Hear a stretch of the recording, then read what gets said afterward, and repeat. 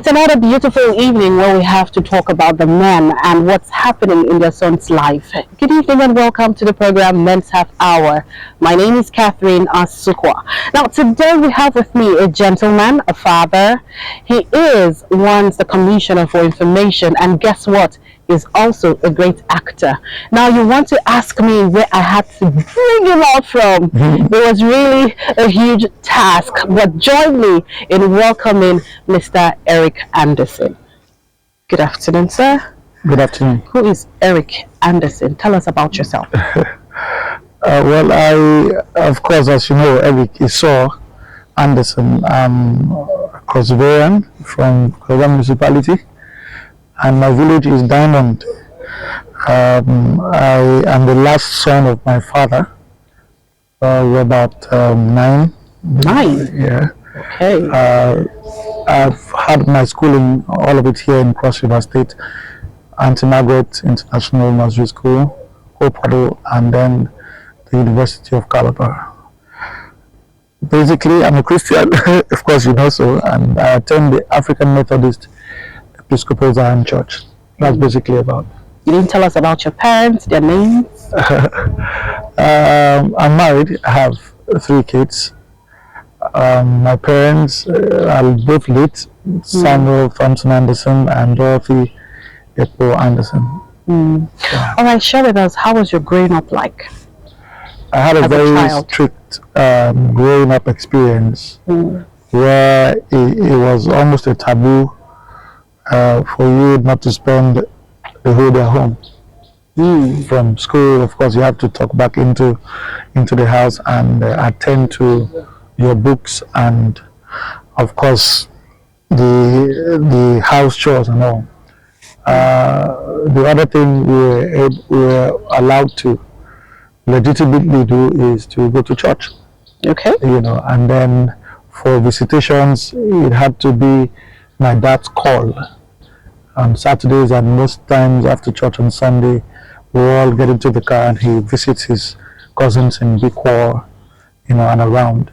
Of course, I'm from a very strong Christian background. My grandfather was a bishop.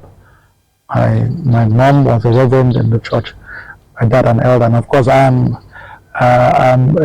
equivalent to elder in my church. I'm an exalter in my church. Yeah. Okay, so what do you miss as a child? You didn't tell us how your play was as a child. You know, some persons will say that they play football while growing up, or ride a bicycle, or had that group of friends they normally go out with. Well, growing up, I had a bicycle and I had a piano. You know, so that I grew up with. You know, having full knowledge of. I cycle a lot, even up until now, and I bike now. You know, and I play virtually all of the instruments in church: the keyboard, the bass guitar, the drums, and also, of course, I sing as well. You know, then thinking of what I possibly would miss growing up, I don't think I miss anything, because I try to also compare with what other kids, you know, experience, and I believe strongly that I had the best of you know, the moments while I was growing up. I had access to, you know, what the kids you know would normally have access to growing up. I mean, my parents were able to afford you know, those, so I don't miss anything. I think I had all of it. Okay. Okay, now while growing up you became a man after going through school and all of that. When was the right time you thought you were ready to settle down? I believe that I also got mature in a very quick succession, because I lost my dad at the age of 16, and then I lost my mom at the age of 25. So between 25 and 16, 9 years, a lot had happened. I had run into many problems. I had also recorded some successes, because you know, transiting from the teenage age to the youthful age and to adulthood wasn't quite easy, but within the 9 years I was able to, you know, take a stand on exactly what I wanted to, you know, for myself, and I wanted to do the art. I wanted to be an actor. I wanted to go that way, and I started attending to movie auditions around Nigeria, traveling at night buses and all of that. So that period also helped me, shaping me, and got me to make up my mind on what I wanted. And I have made up my mind deep inside to get settled, say, by the age of 30. I look forward to being 30 and to settling, and behold, I was able to achieve that, and here we are today. All right, which brings me to my next question. Tell us about your relationship with your father before he died. I wonder. So you should have something to talk about. My dad was extremely strict. I mean, go to Diamond. There's no one who doesn't know Santi Anderson. Even in service, whilst I was in service as well, I hear testimonies of my dad's strict nature and how prim and proper he was. So that also on the side helps me a lot, because I also believe that once there's a family name, one is expected to protect it as much as possible. That had also been able to guide me through my moments in government. But on the whole, I may not remember exactly. I was just a growing child, and it was a yes kind of thing, yes daddy, and but I really appreciate growing up under the tutelage of my father, because the strict nature, it helped me a lot. So that's it. So what makes him so special to you? Besides the fact that he was my father and he was strict, I also grew up under a godly man. I grew up knowing that my father had friends, and they kept friendship on the side. My father had relatives, and he attended to his relatives. My father had the church to attend to. He had work to attend to. So he's out there at work in the morning. He's back at 4 o'clock. After meals, he's sleeping. He's taking a nap. And so said nobody. When I say nobody, absolutely, even his boss at the time, I grew up knowing that he didn't think he was his boss. I never tried to reach him between 4 o'clock and 7 o'clock. And then, on Saturdays, you must do a thorough cleaning of the entire house in and out. And then on Sunday, he takes the back door to church, and everybody marches behind it. So growing up under such well planned out, daily routine, I miss that a lot, and I really do appreciate God that I had a father like that. Well, we would say that he's also towing the line of his father, right? Okay, now let's look at your view, father-son relationship. A lot is happening to our youth today, yet nobody's talking about it. So many things about the girl child, yet nobody's saying anything about the boy child. The boy child have been left to do whatever they want to do, take decisions at a tender age, and then you see them venturing into things that are not godly. Robbery, rape, stealing, kidnapping, and all of that.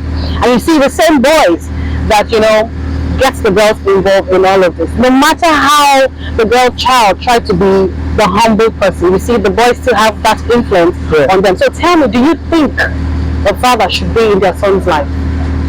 Well, generally, I feel that we are not doing enough as regards relationships between fathers and sons. I am a father of a 21-year-old boy, and I tell you, even up until this morning, I don't allow him to take, decisions on his own. We get to discuss about it. Yeah, not that he's above 18, of course. He takes his decisions, but I have been able to bring him to a point where we discuss his decisions. You understand? And in most cases, he always had the day, because I also like him to experience stuff and see how it is.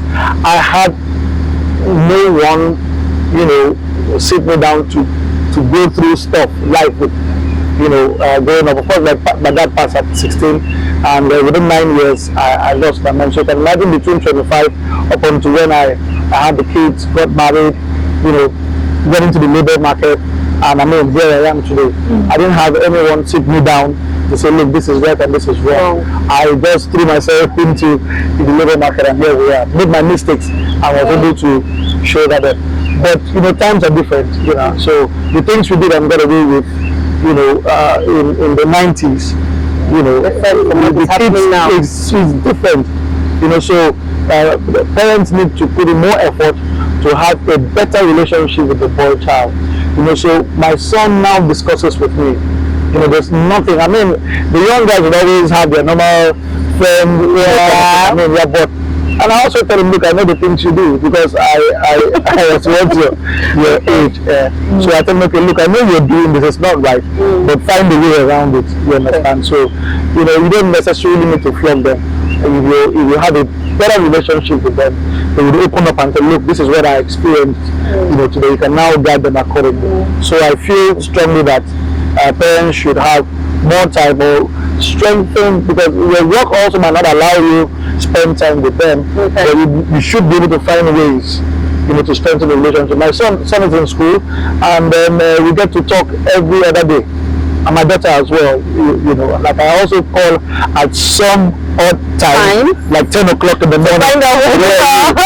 Sometimes, in fact, anytime I get to call him from 8 o'clock, you know, he just, you know, gets to busy the call and then calls me that he was in class. Those are the little checks.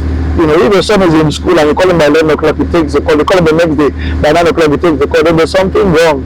You get my point. There's certainly something wrong. He's not attending, you know, classes or something. Or then I have his timetable. I know when he's in class and when he's not in class. You know, so I try my best as a father, you know, owing to the experiences I've had, you know, to have a better relationship with my son, to be able to be a better person tomorrow. All right, at this point we'll take a break, and then when we come back we'll continue.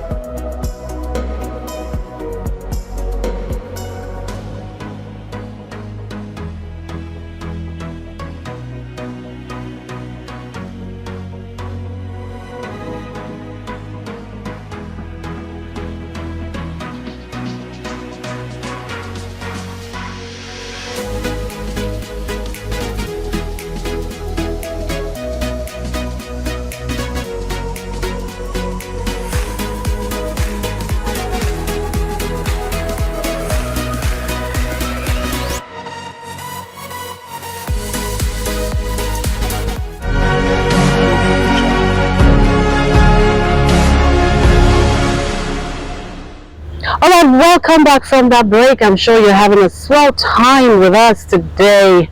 Now, if you are just joining us, we've been speaking with Eric Anderson. He is the former Commissioner of Information and Orientation, and also he's a great actor. We've been talking to him to find out and to know him better. Who is he and his relationship with his son? Alright, talking about the relationship with your son, let's find out from you, because I know it could be very tough to train a boy child. What are the challenges in raising a boy child? Well, you know, the boy child will not easily, you know, listen and then go by what you both agree. The girl child is easy, once you say sit here, she's sitting, she'll have all the time, to whatever you get to put on ground. But, for the boy child, you just need to keep on, saying the same thing over and over. And of course, I'm a young parent, so I have the patience, but not older people who are parents might not have the patience, to get to tell the boy, look, the same thing over and over again. But I have the patience because I know how the times are. It's also not proper, when we get to hit and talk and he's off there, he may even do worse. So we find time to talk. There are moments I feel strongly that there's something going on, maybe education-wise. I get to call, get a pass, come out, and he spends the night, and I get to talk to him. So the challenges are there. In everything you get to do, be the boy child or the girl child, the challenges are there. But as human, we'll try to do our best, but don't leave God factor out of it. You get to also pray for them, and then make them pray for themselves as well. All right, now this takes me to my next question. In your daily life, share with us your embarrassing moments and your best moments. Embarrassing moments? Yes, let's start with embarrassing moments first. I can't place my hands on any. Try. I just hate embarrassment. Like I don't go to where I'm not invited. I don't sit on chairs that haven't been offered me. I don't know how to put it, but I really get embarrassed. So I'm very cautious on being embarrassed. So like you've never been embarrassed. I have been, but I can't place my hand. But I try not to get embarrassed. I try to keep my lane. Okay. So to speak, yeah. All right. So share with us your best moments. Best moments. I love interacting. I like it when my friends are around. Oh, so you like it when I'm interacting with you? Well, my best moment for today. I like it when I'm interacting. I like it when I'm with people who are sharing, we're talking, sharing ideas. And then I also like it when we get to eat together. I'm a foodie, so I love it when I sit with my friends. Talking about foodie, what kind of food do you eat? I eat everything. Everything. Because of my training, right? Okay. I'm an actor, and we're on different sets every month. So, we're on set and you're offered food. You get. And then you're hungry. Then I'm also a tourism expert, and we try food. We try to market our food here in Cross River. So we also try to eat. If you market how would you tell someone that his food is better? Your food is better if you have not tried his as well. So I'm also one person that wherever I go to, I eat the local delicacy. Like I was in Benin over the weekend, and I ate their banga fish and starch. Oh wow! Wow, how was it? How was the taste? It was good. Okay. Now, if you're given an opportunity to change something in Nigeria, one thing, what would that be? If I have an opportunity to change something in Nigeria, I will love to change our attitude. Why? It's all encompassing. I won't talk of light, which is a problem. I won't talk of the roads, the basic amenities, schools, policies and all of that, but I will talk about our attitude now.